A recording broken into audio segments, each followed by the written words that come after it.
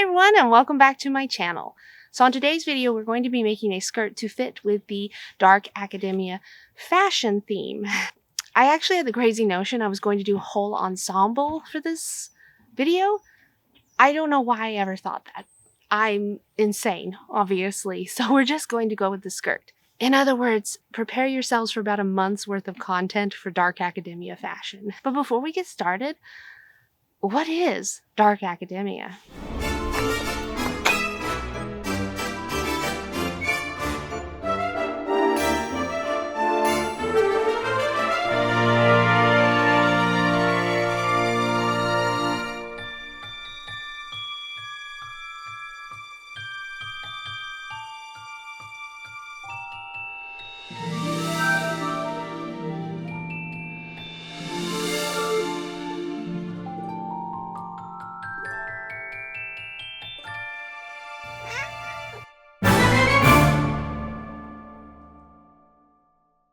What is dark academia fashion? Dark academia fashion is heavily based off of clothes from the 1920s to the 1940s. A lot of people also describe it as Oxford style, which to me means very much darker colors, tweeds, houndstooth, maybe some plaids with some darker themes to them. But essentially, what I think of for this fashion is very much wool, dark coloring, think like burgundies, teals, emerald green maybe. I highly recommend staying away from florals though. But other than that, it's really anything you want to do. So let's go ahead and look over the fabrics I have in my stash, and then we'll start designing. As you can see, I've gone ahead and I've raided my fabric stash and have pulled out an assortment of fabrics perfect for dark academia. And I wish I could say this was going to make a dent in my massive amount of piled up fabric that I've collected over the many years, but it doesn't. There is a lot of beautiful stuff here. We got some nice dark purples, a nice houndstooth, just loads and loads of stuff, some wools and everything. But for this project, since we're only going to be making the skirt, I've decided to actually go with this lovely heather gray, I believe it's called, or coal dust, I don't know. I call it a heather gray. It's 100% wool, and yes, I'm very excited to finally do something with this particular fabric.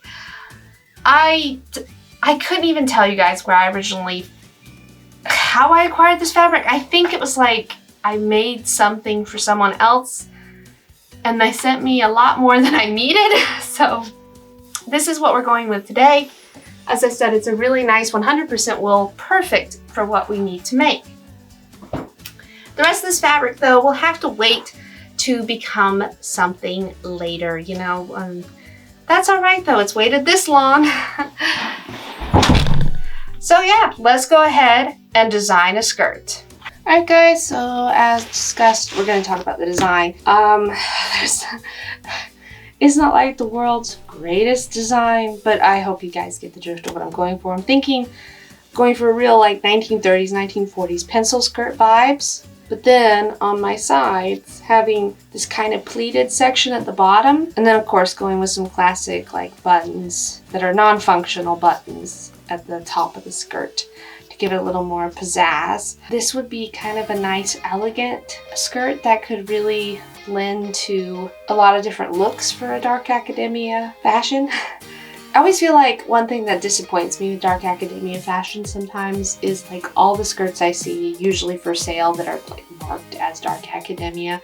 They're always just like, it's a circle skirt. And I'm like, yeah, I guess. But since you're taking so much already from like a fitted look from the 1920s to 40s, you have your vest look and everything. I'm like, well, you should have like sleek pencil skirt vibes as well. I don't know, like I said, this is always just like my interpretation of the fashion. But yeah, this is kind of the look we're going for as usual. It's not the greatest drawing, but I hope you guys get the general gist of what we're going for. So let's start making this. Okay, so now that we've wasted a ton of time designing and making a decision on how we want it to look because I am very indecisive sometimes. We need to start actually working on it. I think I'm going to start on the skirt. I feel like that might actually be the harder part.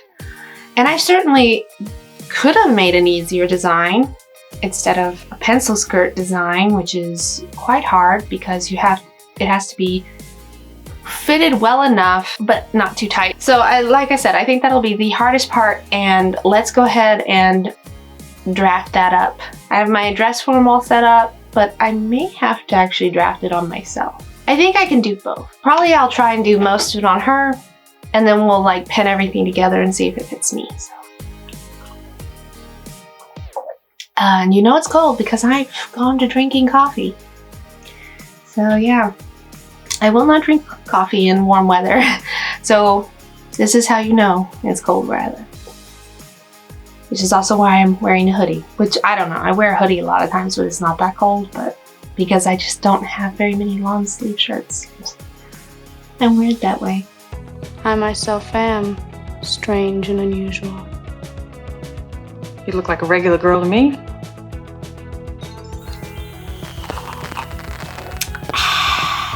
Let's get to drafting. All right, so I got scissors, I got pens, I have extra wait, no, that's the better fabric, sorry. I have extra scrap fabric, which is, yeah, I think it's just cotton muslin. Woo! Literally best fabric for doing mock-ups. And I need to have 4 pieces, 2 sides, a front and a back. Of course, we also need the waistband, but we'll worry about that later. That's just a rectangle if it's me. All right, let's go. And with the magic of editing, we will do this really, really fast. All right, Josh, that means you fast forward through this. Mr. Editor. I don't really want to do the work today. I don't really want to do the work today. I don't really want to do the work today. I don't want to do the work today.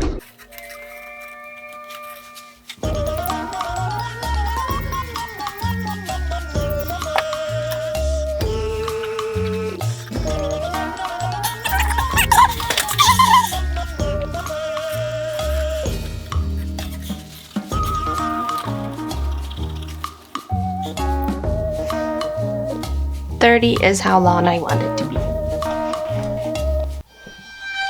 Here you can see I've marked out the length of where I want it to end, which for me, since this is a bit high-waisted, I went with, for my height, 30 inches, because it's going to be a bit high-waisted, and it will also cut, I think, somewhere mid-calf is kind of what I'm aiming for. Right now, I'm just cutting it to get this excess fabric off. This is why, if you're doing a mock-up such as this, use a fabric that you don't care that much about. So again, now that I got the length cut, I'm gonna have to go back up here and define the sides.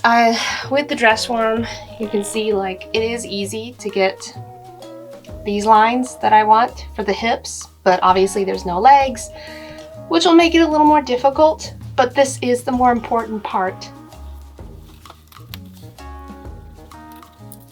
I have a fair idea that this line is going to curve in like this slightly, so I'm just gonna eyeball it, which is super duper dangerous.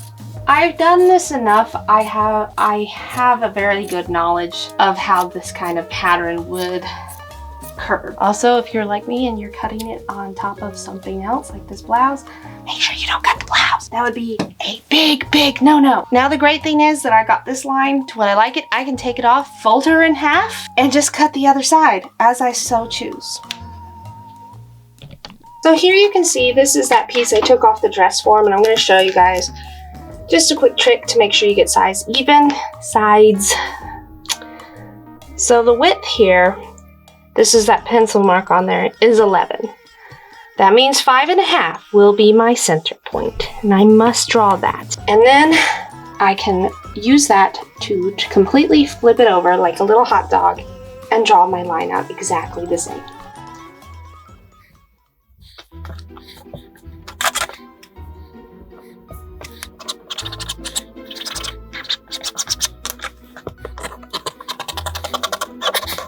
So you're going to maybe notice that I changed dress forms. The other one is blue, this one's green. And I just want to talk about this for a minute because I don't think a lot of people realize that, very unfortunately, you are going to probably fall between two dress forms. The blue one is great for my upper body, like my bodices, you know, basically anything until it hits the waist. And then this one fits my hips. The other one is actually cannot get big enough for my hips because I've got big hips. And I mean, I'm proportionate. That's just honestly, don't feel bad if you fall between two dress forms, because I used to kind of feel bad about that until I realized a lot of people who sew and are costumers have kind of come to this realization that they fall between two different dress forms. It's because I think they don't take into consideration that women do tend to have bigger hips, bigger bottoms, while still being a bit small at the top or thin. That's just how we're built as ladies. I don't know though. I don't know really any men who sew or costume, so maybe you guys feel the same way. I think you guys have a totally different problem, which is that they do not make very many men's dress forms. I know this because as somebody who sews men and women's clothes, I went through a year mostly doing men's costumes, and it took me forever to find a really nice male dress form. And it's still it has problems. It can't get that big. It's kind of like a, you know, medium large size. What size are you? I'm Batman well sized. Why? And it's just, it was more expensive than the women's dress forms. So I'm sorry, I really do feel your plight there. But yeah, don't feel bad if you fall between two dress forms. And sometimes it doesn't even matter. This matters, and I've had to change it because, like I said, this has to be able to fit over my bootyliciousness.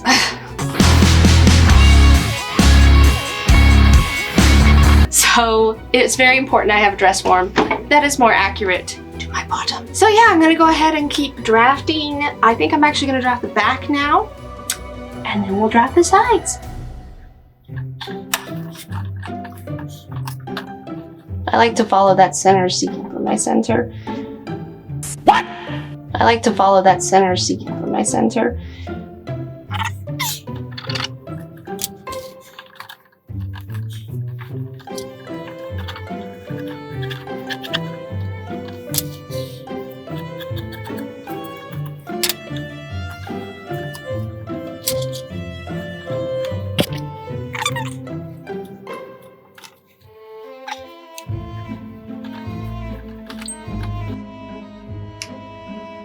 So you guys are gonna notice we have this problem here.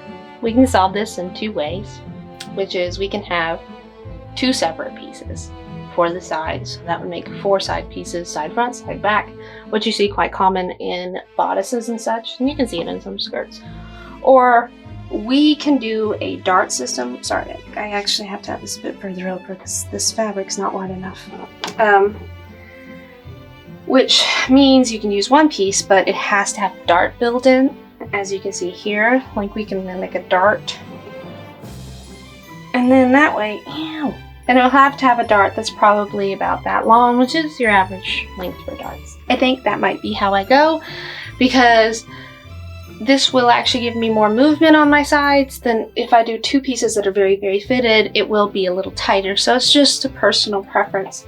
That will be up to you. I think I cannot actually use this piece of fabric because it's not wide enough down here, so I'm gonna have to change fabrics real quick and repin her and drafted everything up again. So yay! Poor planning.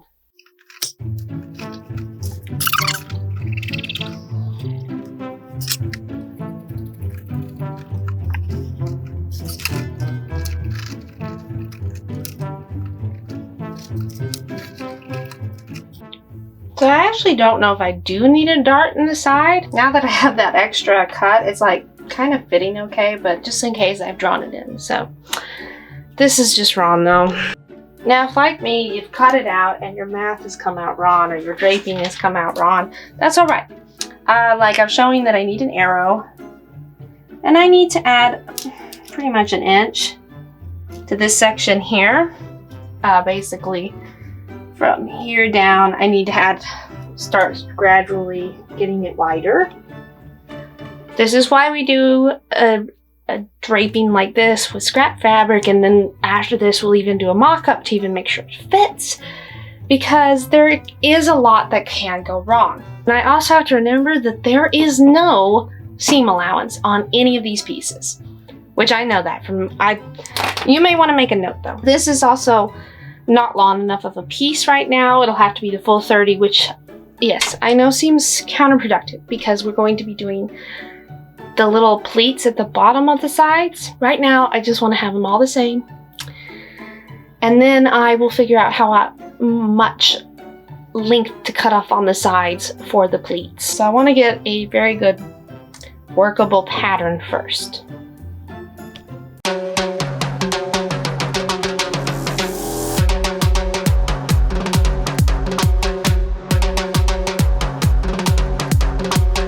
And at last, I have a mock-up that is good enough, not a mock-up, a drafted pattern that's good enough to transfer now to a mock-up piece. And the thing to keep in mind is that, like I forgot this, like this curve here on the front piece was different from the back curve. So while I did have to extend it on both sides, I still had to pin it and make some adjustments because I had too much in the back.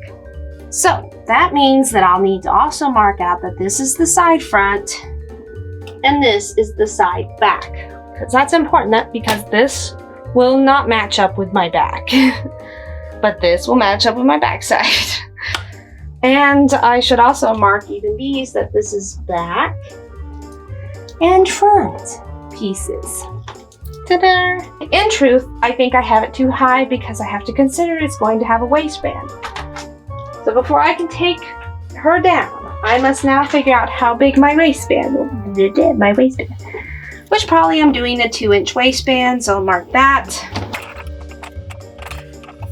Because I have it as high as I would actually want it on myself, and if it was like a further 2-inch waistband, that'd just be way too much.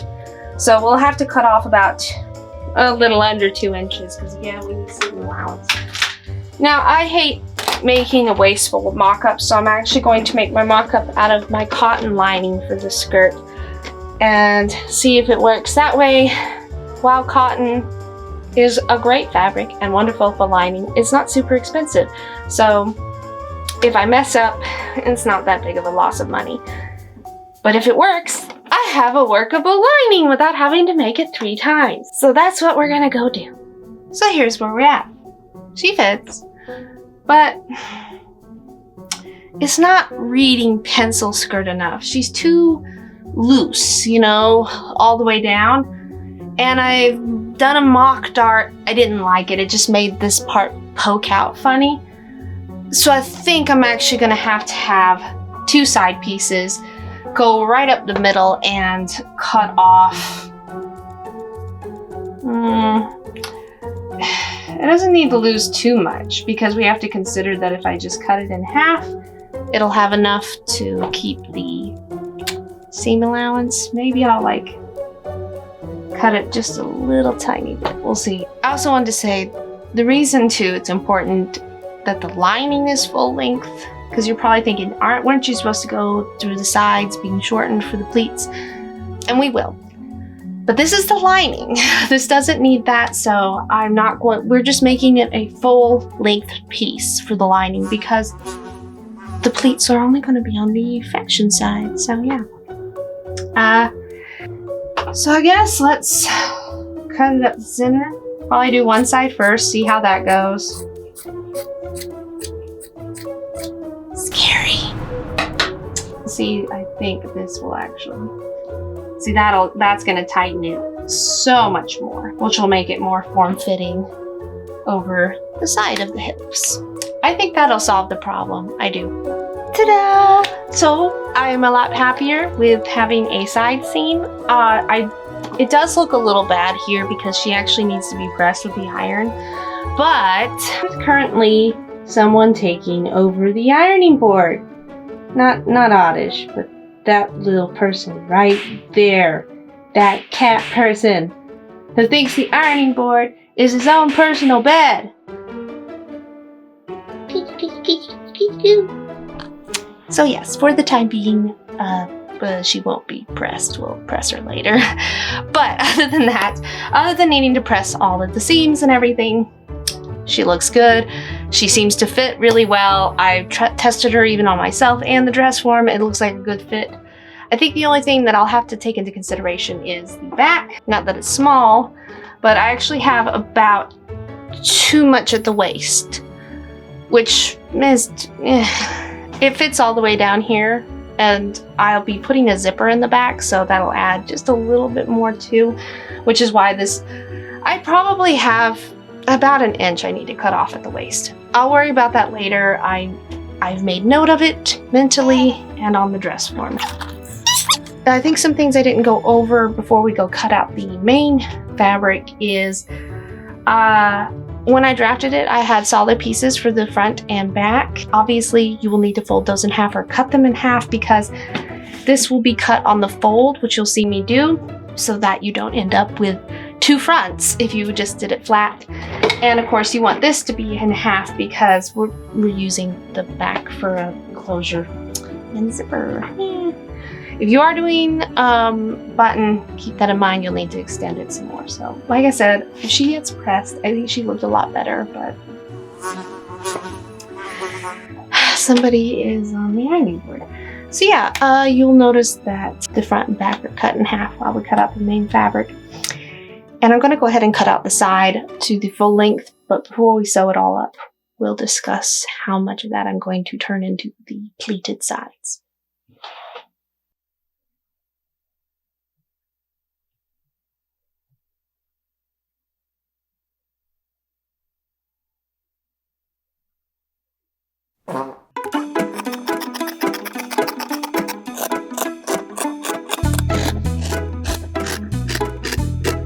So because this is wool, which is expensive, I realized I should actually figure out just how long to cut it. I've decided I want about 7 inches for the pleats at the bottom, so I just minus that from the original length that I came to, which was about 28. So I just need to make it 21 inches long in total. I just wanted to say that because I was like, wait, why am I wasting wool? First step is to attach our sides at the side seam here, and we'll make it a solid piece. Figure out what part of your fabric is, your right sides. Like the rougher, coarser side of this fabric that is more textured is the right side, because the underside is kind of more smoothy and feltier looking. That way, if you didn't have a lining, it wouldn't be as coarse on your skin. So yes, you're just gonna do that. And I'll head over to the sewing machine, and then we'll talk about the fun part, which is the pleats. Look what I've been resorted to, a little stupid travel ironing board. But yeah, so I gotta press these open, and this is wool, so you need to make sure that your iron is set at a wool setting. And you really should have a clapper. You're gonna be in a great mood all day because you're gonna be slapping your troubles away with a slap chop. Stop having a boring life. I don't have one, so I don't know. I think I'm gonna use one of my vintage irons for giggles. I'm sure that's not at all what you're supposed to use because it's supposed to be wood, but that's what we do here on this channel is stupid stuff. So yeah, just pressing that down and oh, the clapper. Clap on, the clapper. It's not a clapper. I guess you can use your hands. I've seen a lot of other people doing that. I don't know. It's got that nice natural wool smell, but look at that. That turned out really pretty. Very nice. Other than this random thread. Get out of here. A very nice flat pressed seam. Yeah, so thank you so much, Sherlock, for making me use a stupid little ironing board. Okay, so I'm going to measure out the bottom width, which is about 19 inches. Since this is going to be pleated, I'll have to at least double that.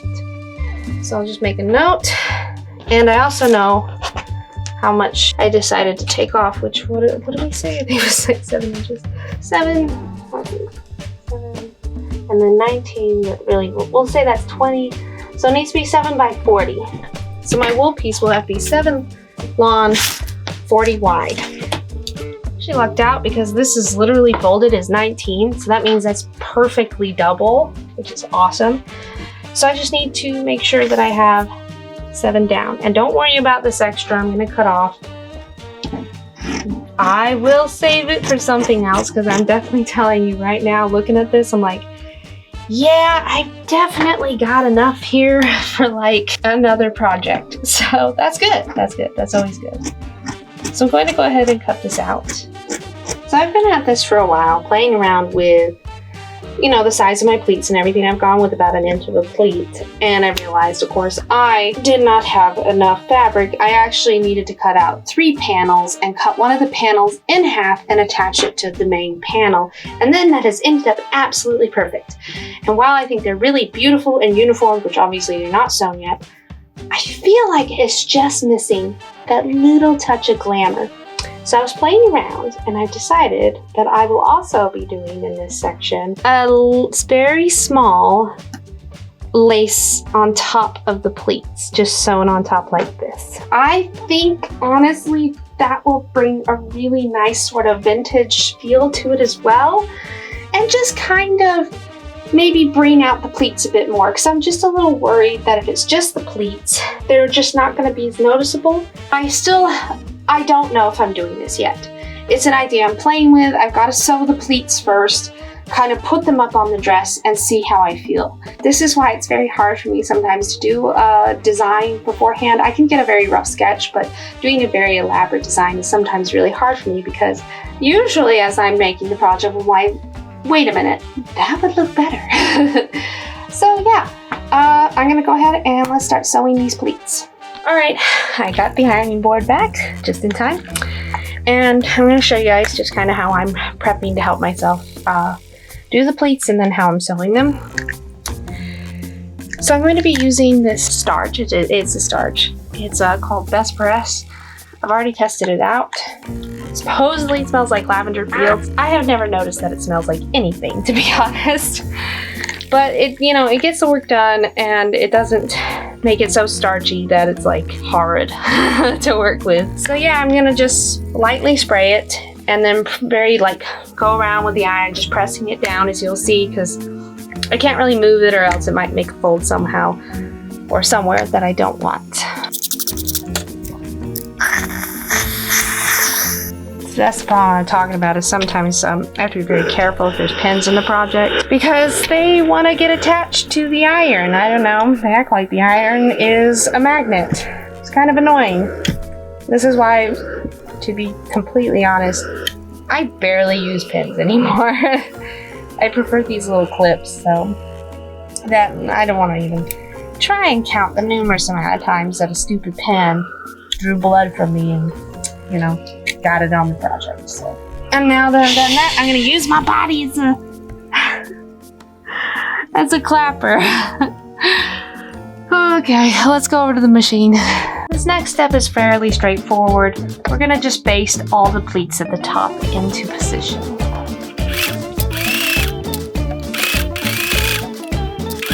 The final and last step to finalizing these pleats is we're now going to top stitch as close as we can, about 2 inches roughly down the pleat at the top, not the bottom.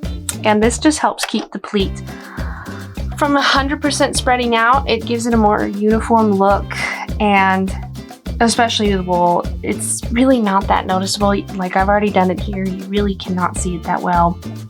And no one's gonna be looking that closely. So this is a very good technique to kind of keep it from spreading all the way up the pleat. It tidies it up, basically. Oh, and if you're wondering, this style is a knife pleat. I usually just prefer the look of knife pleats over box pleats, so.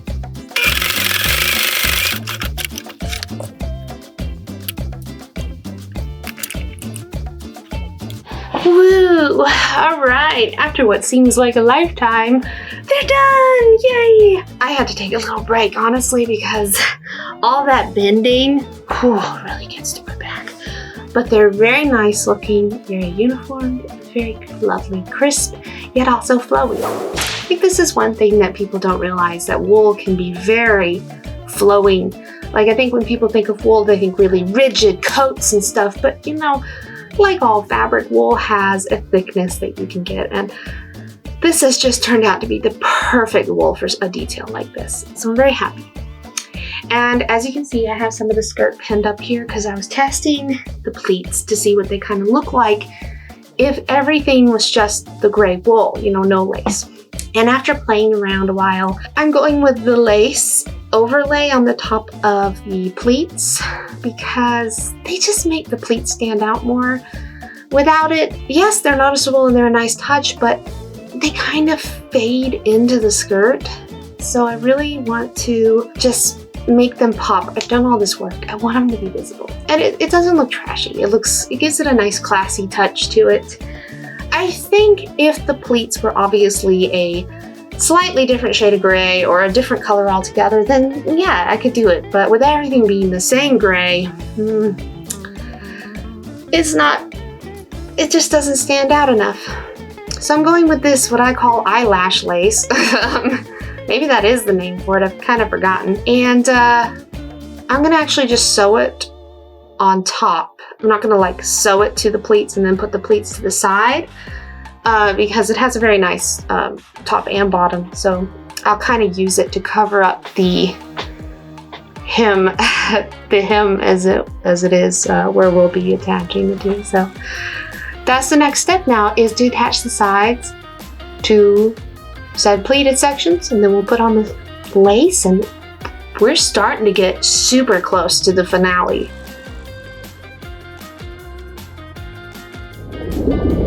So here we have my side piece and my pleats right sides up, and just flip it over. It did turn out that my pleated piece is just slightly longer, I think, than the side bottom. Oh, there goes my back again. I was like, the pain. I should be sitting to do this, but what is sewing if not torture? Nah. So I'm just gonna go ahead, clip this all together, and sew it in place. Riveting, I know. So I've gone ahead and pinned my lace in place. I've switched out my top thread for black, and I'm also making sure that the seam where the pleats attached to the side piece were pressed upward. That way, I'm killing two birds with one stone. I'm sewing on my lace, and I'm also stay stitching that seam upward.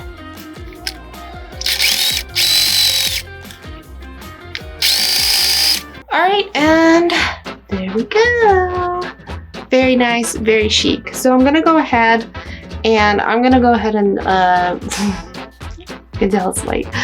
I'm gonna sew up all the pieces, leaving the back open, and I'm just gonna do that off of camera because there's really nothing special. It's just gonna be sewing each piece to each other, ironing it, you know, the seams open, clapping, using my body as a clapper to get them nice and pressed. And then from there, we'll regroup and talk about how to do the final part, which is, of course, attaching the lining and then putting in a zipper and then doing our waistband as well. And that's some of the reason I probably will see you guys tomorrow because I don't think I have a zipper. So, and like I said, I am getting just a little tired. So I'm gonna go ahead and just finish zipping all that together and catch you guys tomorrow to finish this project. So everything has been attached, everything's been pressed, our seams look beautiful, and now it's time to get to the finishing part. This is our back. Now what I need to do is I'm gonna sew up the seam, but we're only gonna sew it with a very loose basting stitch. So that's what I'm gonna do next.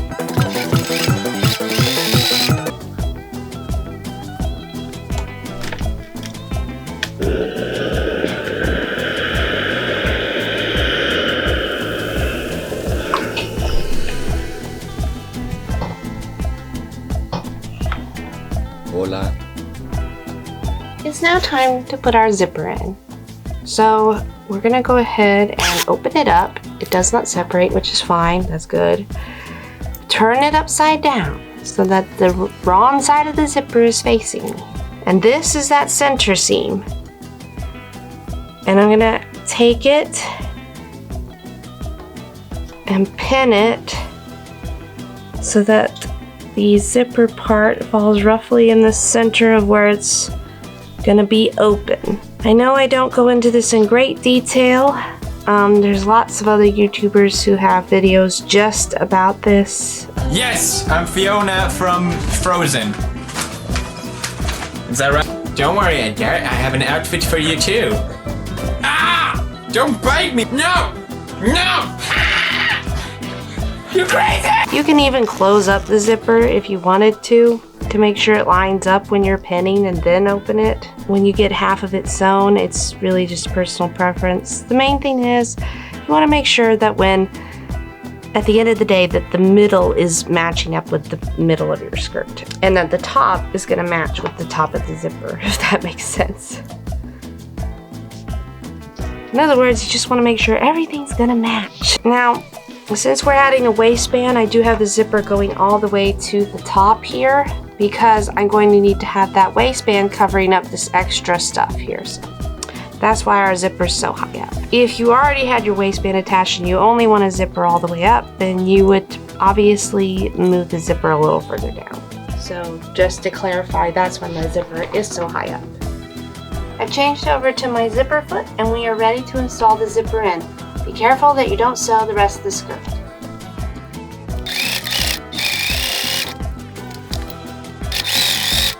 I'm now at the base of the zipper and all I'm gonna do is go like that. And so right under where the zipper ends, back stitch to reinforce, and then we're gonna come up the way. And that's gonna be pretty much it. I don't have any other tips for the zipper. Usually when you're sewing, you'll notice my stitch line was not right next to the zipper, but sort of almost in the center.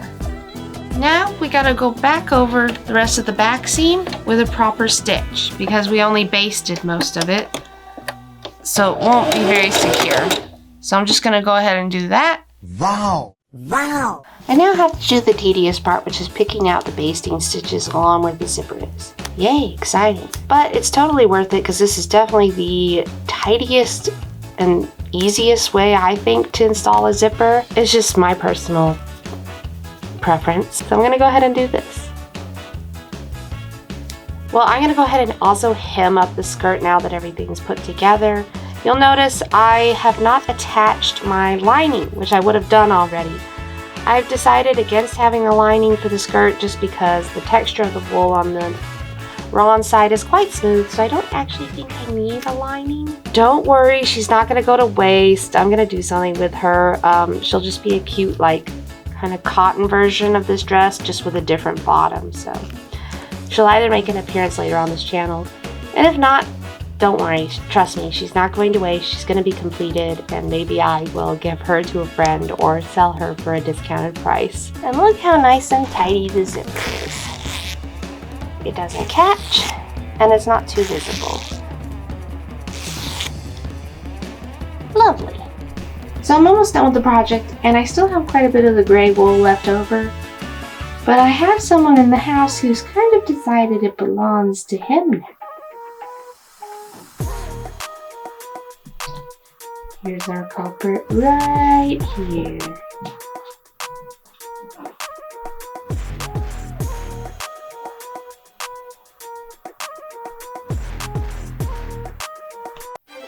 So to get the waistband measurement, we're just gonna literally measure all the way around what we have at the top. It'll be like, depending on how wide you want your waistband, you'll just have to, like, if you want a 2-inch waistband, you'll have to double it up to 4, etc. And I also need it to extend just a little way out. So I'll probably add about 2 inches onto this measurement all the way around. I'm now going to use interfacing and interface just half of my waistband to help it keep a nice structure. The next step is that the side with no interfacing will need to be folded upward and then pressed very carefully And just try and make sure that you keep it as even as possible.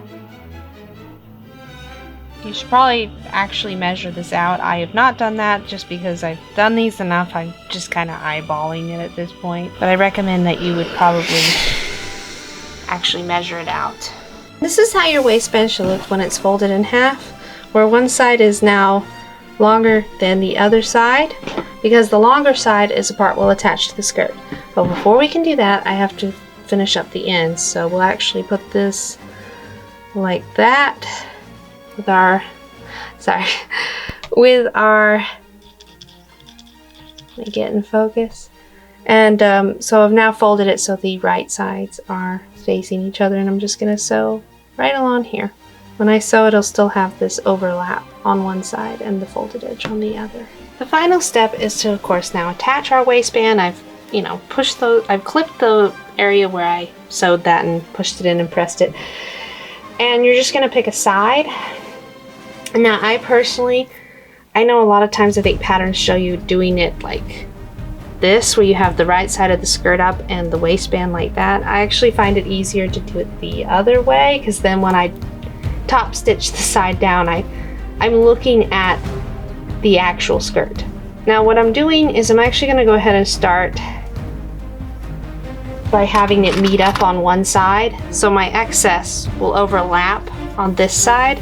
That's just going to be your personal preference, depending on like your right-handedness, left-handedness, because that is where we're going to be sewing and attaching our hook and bar, or however you want to have your little top part. Like I said, this would not, if you're doing a whole zipper, then you would already have done the waistband before putting the zipper in, but that's not how I wanted this skirt to be structured. Again, Willow just absolutely adores this wool fabric. I don't know why my cats go nutty over this. Well, I do know why, but they go nutty over the smell of wool. I'm in the middle of sewing on my hook and bar, but how could I not stop to enjoy what a cute little fuzzball Willow's being as usual. Of course, you guys get to see all of his cute little teddy bear moments, and you don't have to ever see his grouchy bear moments.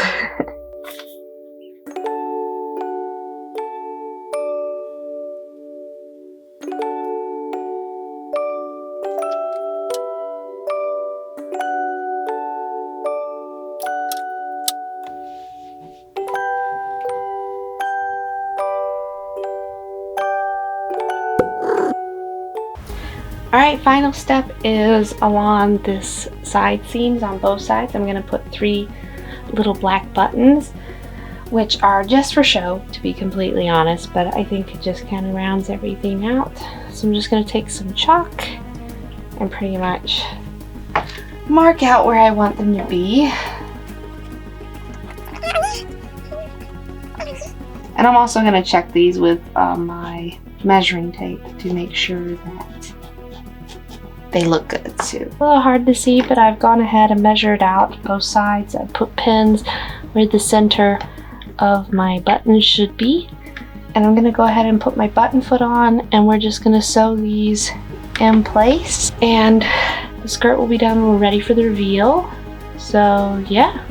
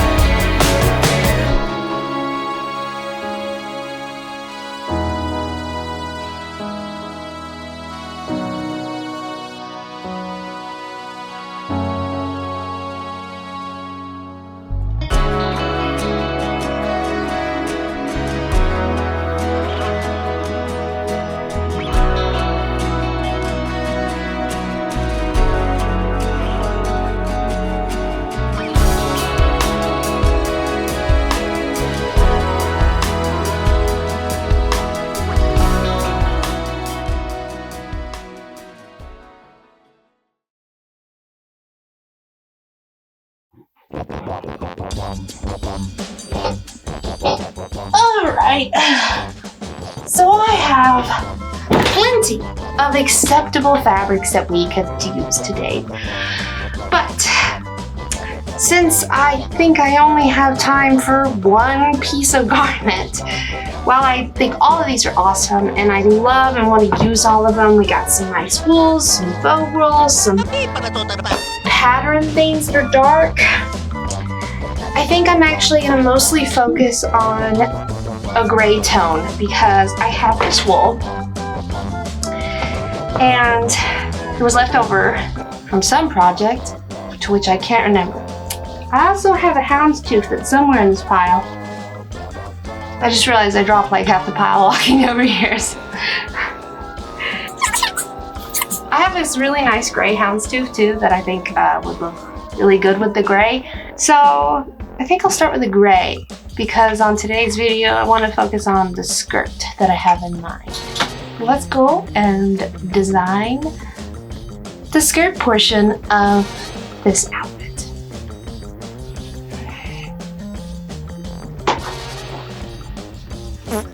Willow approves of the gray that I've picked for the project since it looks liking. Oh my god, you can't even see. It does kind of look like it, doesn't it, teddy bear? I'm being bombarded by cats. Okay, so let's talk about the fabric that I've chosen for this project. So I have quite a few fabrics. Ugh! I have quite a few fabrics that are in my stash that are very appropriate for the color scheme that dark academia tends to lend itself to. But for the skirt of because there's just so many things I want to make that different outfits and such for dark academia, and I'm realizing I have to break it down. And the skirt is, I think, going to be the first part that we do because I have a better idea in my head of what I'm doing. I'm still not 100% settled on the vest that I want to do with it. And for that design, I would like to use this gray wool that I have. It was left over from a project. Hello there. That I can't even remember what it was anymore. I think it was for a vest for someone. And they sent me just so much fabric. That's not the skirt made at all. Okay, wait a minute. Oh, right, I forgot I was recording. Hold on, wait. I like to get you.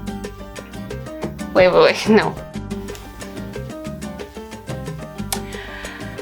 So we need to talk about fabric decisions first.